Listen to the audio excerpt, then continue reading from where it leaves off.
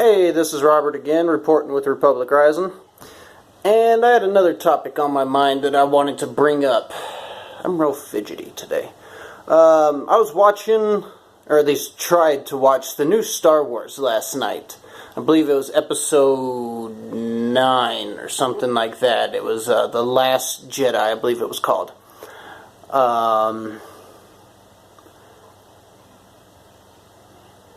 And it brings me to this question, essentially. Is feminism destroying entertainment?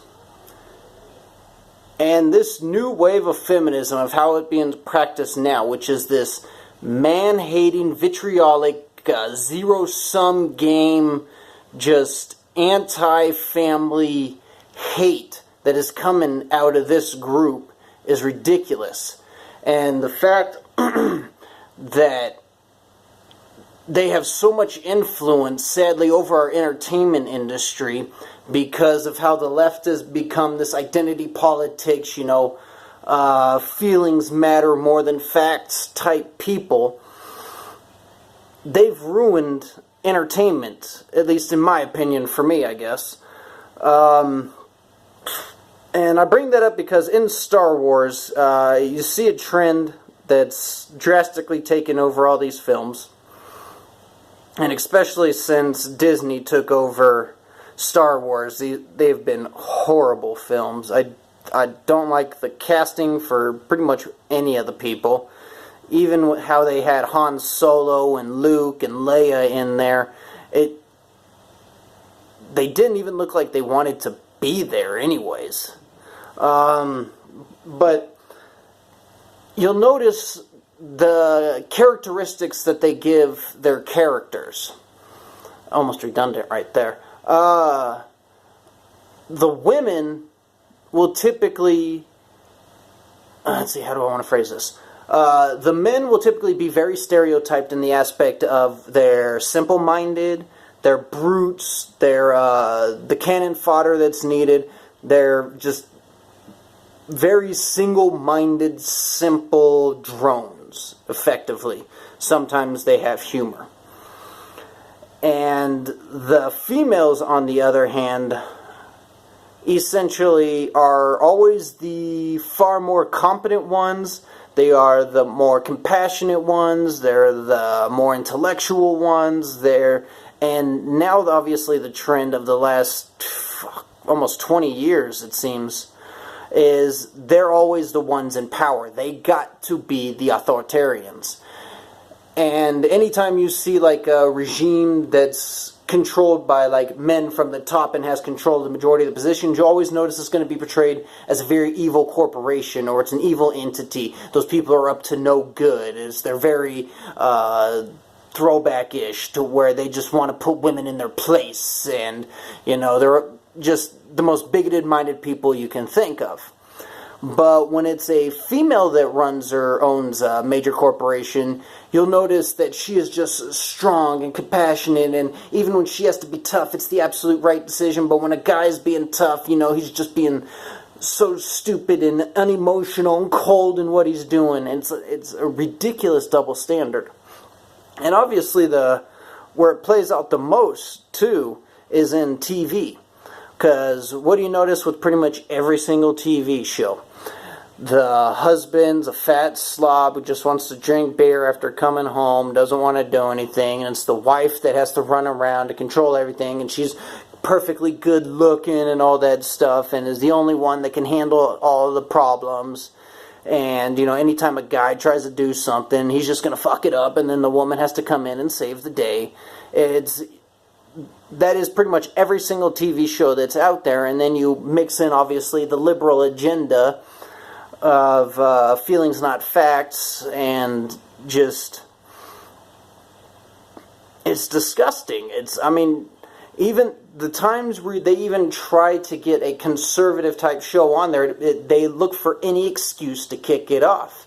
Once again, it's like the Roseanne. Kick her off immediately, as soon as she says something stupid. It's Roseanne. That's what she does. She's done it her entire life. Why'd you think this was going to be different? The only reason it was different is because now she was playing a Trump supporter on TV and you didn't like that. Period. It's pathetic. And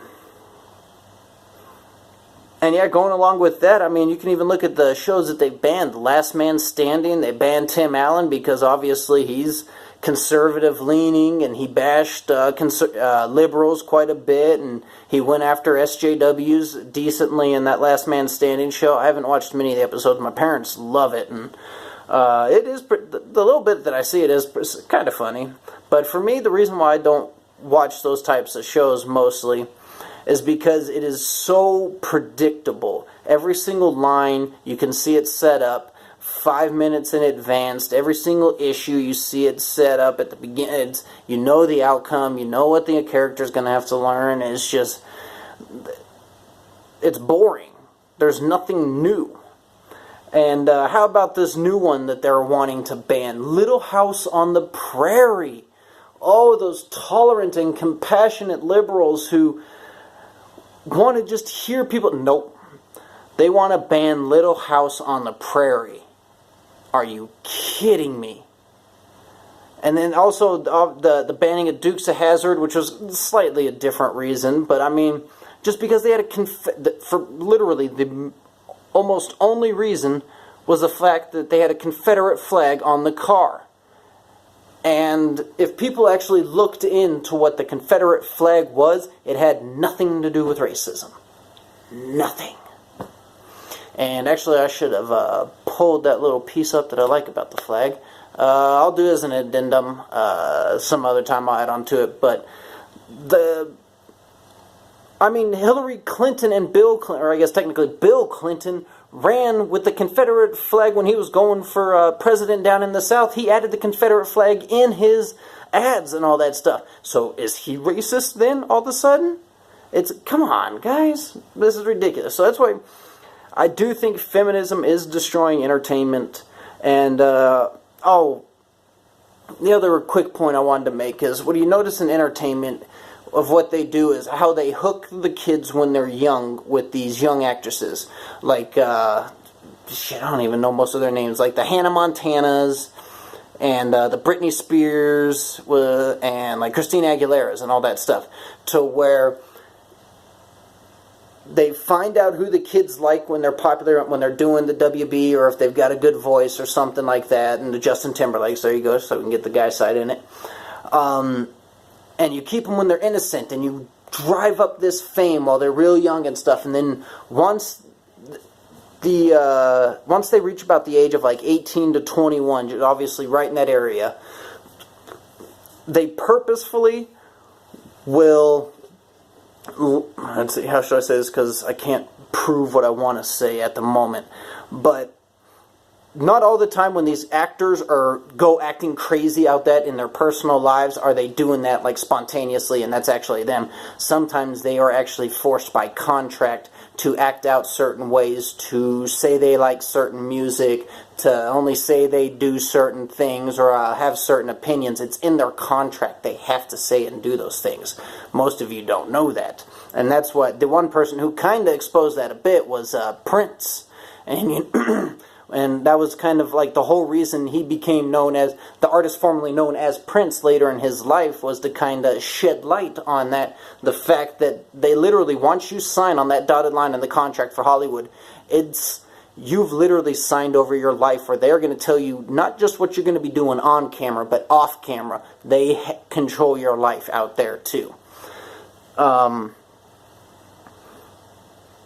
God, I'm going in too many random things. But yeah, okay, that's the point I was trying to make. So, they hook you while they're young, and they get like these cute actresses and all that stuff, and get the kids following them for the 5, 6, 7 years growing up like Hannah Montana, and then all of a sudden, what do you see? Always happens, like Hannah Montana. They hit the feminism cancer aspect, I say, as they start dressing extremely provocative and slutty, and suddenly all their music videos now have to do with sex and bumping and grinding and all that stuff, and there is no longer a purity to who that person was anymore. Not that I'm saying that they have to remain pure their entire life, but you see how they manipulate it and do it on purpose, so that way that is how they control that generation and take them from being good, innocent kids and all that stuff. Well, all the people that I've been watching on TV, who essentially was my parents and my babysitter and all that, they dress like that, they act like that, so that's what I'm going to do. And that's what ends up happening. That's how they destroy. And feminism is now apparently, how raunchy can you get, and that's a good thing. That's what makes you a feminist. It's, I don't know, they've got things so backwards. So I do think feminism is destroying entertainment, and it's just getting more and more obvious to me. That's why I watch less and less TV and less movies. They just browbeat you to death of masculinity in pretty much every single form is evil and shouldn't be tolerated with, and we all need to become soy boys. And that ain't gonna happen. And mostly that is why I'm not even gonna get in. No. Not even going to get into that. No point of that. Okay, so yeah, that is just one of the little topics I want to talk about, that I think feminism is becoming a cancer, and they're ruining entertainment. They're ruining so many things, and it's like, honestly, when they try to say they're empowering themselves and they have a slut walk where they walk around naked in the street, is that really empowering you? Do you really think the people who are coming out to watch that slut walk are seeing you walk down the street going, God, you know what? I should take that person seriously. Y'all are idiots.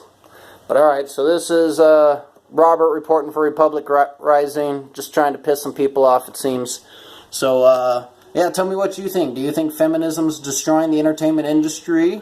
Or do you think that it is helping to empower, I guess, women within the entertainment industry? I don't see how you say that, because all it does is objectify them, even though they agree to it in most parts. Yeah, tell me what you think. Hit me in the comments. Hit the like button, hit the dislike button. Don't care. Just spread it. Start talking, people. Peace.